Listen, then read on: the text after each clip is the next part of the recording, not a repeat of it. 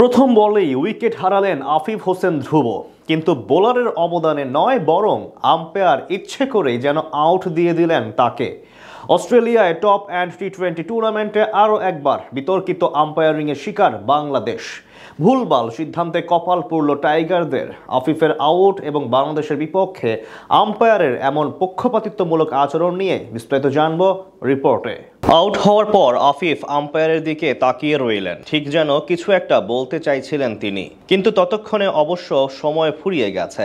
জানতেন কোনো ফায়দা হবে না বলে, তাই চুপচাপ সরে গেছেন। তবে তার বিপক্ষে দেওয়া আম্পায়ারের সিদ্ধান্ত নিশ্চিতভাবে প্রশ্নের ডানা বেঁধেছে টাইগার সমর্থকদের মনে। এমন দৃষ্টিকটু আউটের ডিসিশন কিভাবে দিতে পারেন সেটা বুঝতে পারছিলেন না খোদ ধারাভাষ্যকাররাও।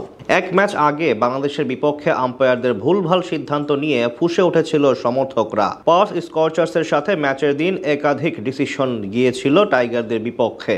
আজকে মেলবোর্ন স্টার্স একাডেমির বিপক্ষে ম্যাচেও দেখা মিলল একই ধরনের কাণ্ড। একের পর এক পক্ষপাতিত্ব, মূলত ডিসিশন চাপ বাড়িয়েছে নুরুল হাসান সোহানদের। এদিন টসে জিতে আগে ফিল্ডিং করার সিদ্ধান্ত নেয় মেলবোর্ন। মহা গুরুত্বপূর্ণ ম্যাচে প্রথমে ব্যাট করতে নেমে শুরু থেকেই ধীর গতির ছিল টাইগার দুই ওপেনার। বিশেষ করে নাইমের ব্যাট ছিল আজ একেবারে নিষ্প্রভ।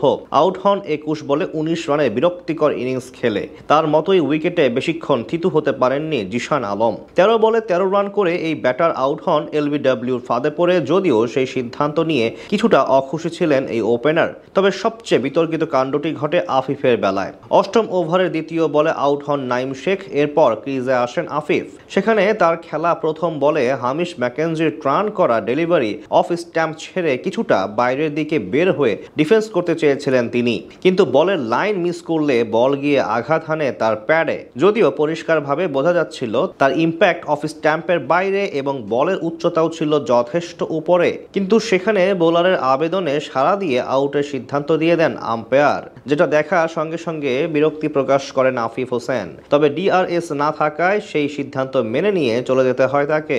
এছাড়া একটি নো বলকে ওয়াইড বলে ঘোষণা দেন আম্পায়ার।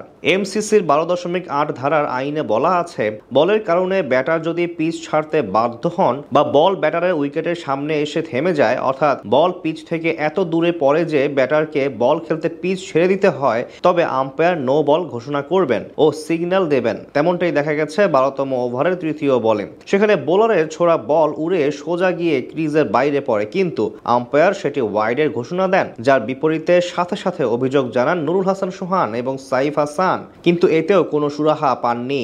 এমন আরও বেশ কিছু সিদ্ধান্ত ছিল আজ, যেগুলো টাইগারদের বিপক্ষে গেছে, যেখান থেকে আম্পায়ারের এমন পক্ষপাতিত্বমূলক আচরণ পরিষ্কার হয়।